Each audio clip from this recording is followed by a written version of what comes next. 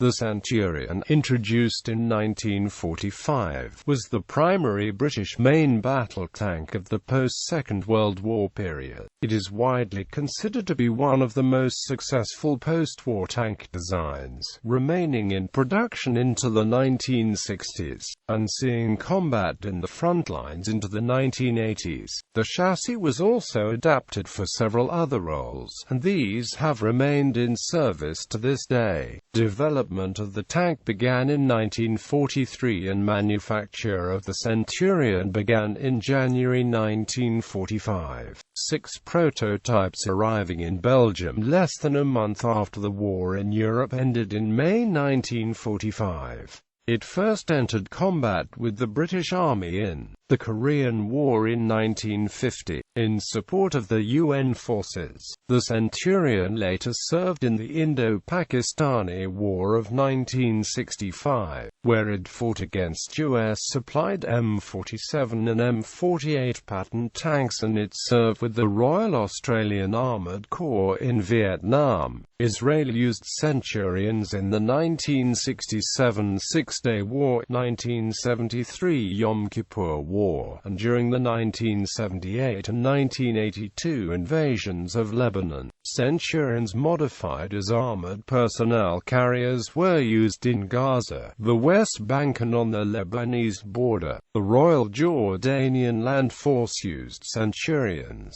first in 1970 to fend off Assyrian incursion within its borders during the Black September events, and later in the Golan Heights in 1973. South Africa deployed its Centurions in Angola during the South African Border War. It became one of the most widely used tank designs, equipping armies around the world, with some still in service until the 1990s. As recently as the 2006 Israel-Lebanon conflict, the Israel Defense Forces employed heavily modified Centurions as armored personnel carriers and combat engineering vehicles. The South African National Defence Force still employs over 200 Centurions, which were modernized in the 1980s and 2000s as the Oliphant. Between 1946 and 1962, 4,423 Centurions were produced, consisting of 13 basic marks and numerous variants. In British Army use it was replaced by the Chieftain. Development. In 1943, the Directorate of Tank Design, under Sir Claude Gibb, C.B.E.F. R.S., was asked to produce a new design for a heavy cruiser tank under the General Staff designation A41. After a series of fairly mediocre designs in the A-series in the past, and bearing in mind the threat posed by the German 88mm gun, the War Office demanded a major revision of the design requirements, specifically increased durability and reliability, the ability to withstand a direct hit from the German 88mm gun, and providing greater protection against mines. Initially in September 1943, the A41 tank was to weigh no more than 40 tons, the limit for existing Mark I and Mark II transport trailers, and for a Bailey bridge of 80 feet span. The British Railway loading gauge required that the width should not exceed 10 feet 8 in and the optimum width was 10 feet 3 in. A high top speed was not important, while agility was to be equal to that of the Comet. A high reverse speed was specified, as during the fighting in southern Italy, Allied tanks were trapped in narrow sunken roads by the German army. The modified production gearbox had a 2-speed reverse, with the higher reverse speed similar to second gear. The department produced a larger hull by adapting the long travel 5-wheel Christie suspension suspension used on the Comet with the addition of a sixth wheel, and extending the spacing between the second and third wheels.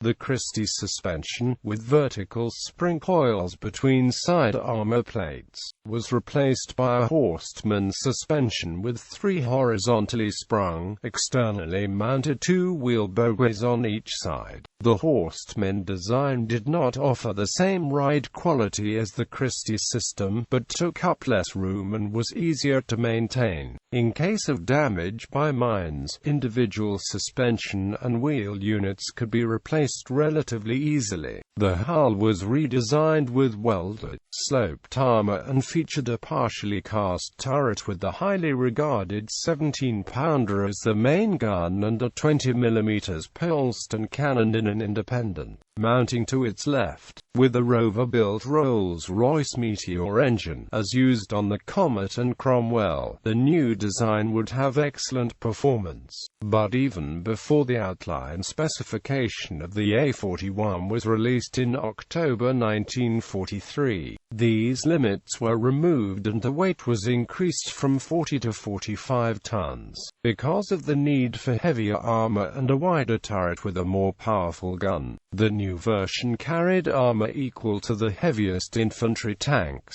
while improved suspension and engines provided cross-country performance superior to even the early cruiser tanks. The War Office decided it would be wiser to build new trailers, rather than hamper what appeared to be a superb design. Historian David Fletcher states, "But was Centurion, after all, a universal tank?"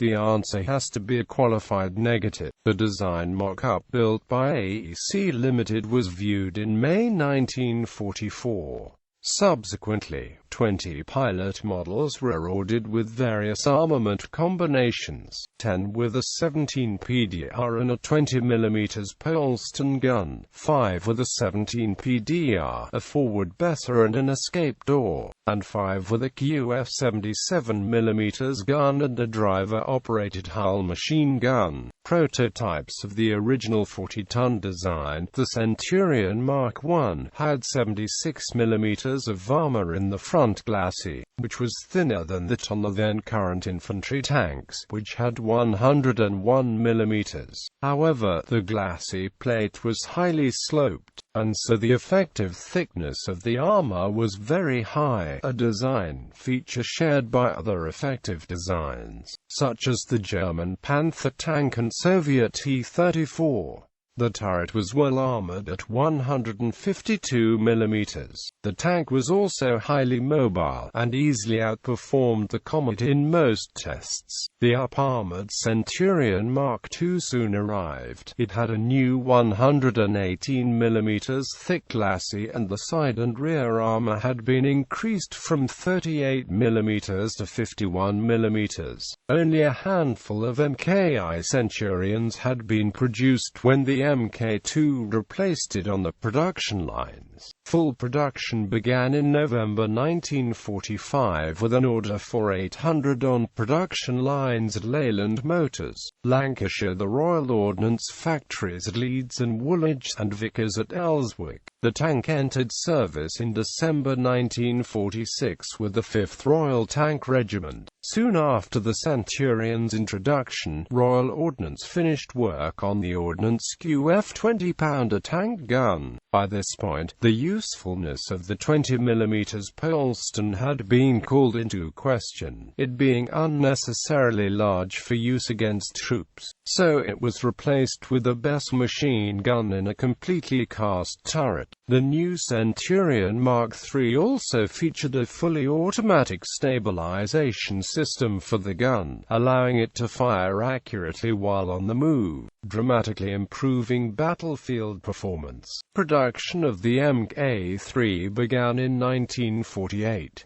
The Mk3 was so much more powerful than the Mk1 and Mk2, that the earlier designs were removed from service as soon as new Mk3s arrived, and the older tanks were then either converted into the Centurion Armored Recovery Vehicle Mark Chapter 1 for use by the Royal Electrical and Mechanical Engineers or upgraded to Mk3 standards. Improvements introduced with the Mk3 included a more powerful version of the engine and a new gun sight and gun stabilizer. The 20-pounder gun was used until the Royal Ordnance factories introduced the 105mm L7 gun in 1959. All later variants of the Centurion, from Mark V halves on, used the L7.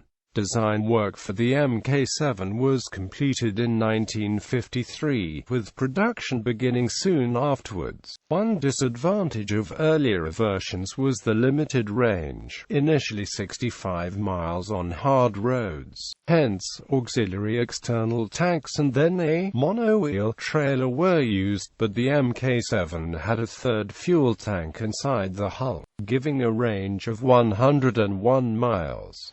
And it was found possible to put the Centurion on some European rail routes with their larger loading gauges. The Centurion was used as the basis for a range of specialist equipment, including combat engineering variants with a 165mm demolition gun armored vehicle Royal Engineers. It is one of the longest-serving designs of all time, serving as a battle tank for the British and Australian armies from the Korean War to the Vietnam War, and as a Navy RE during the Gulf War in January to February 1991. Deployment in Western Europe. By early 1952, with the Cold War heating up, NATO needed modern heavy tanks to meet the T-34 versions with the Warsaw Pact countries, and to deter Soviet forces by stationing them with the BAOR in West Germany. The French had only the light AMX-13 and the Germans none. America was keen to have Centurions supplied to Denmark and the Netherlands under the Mutual Defense Assistance Program, as production of the M48 Patton would not start until April 1952. But America did not want the logistics problem of mixing American and British equipment, and Commonwealth countries plus others also wanted the Centurion.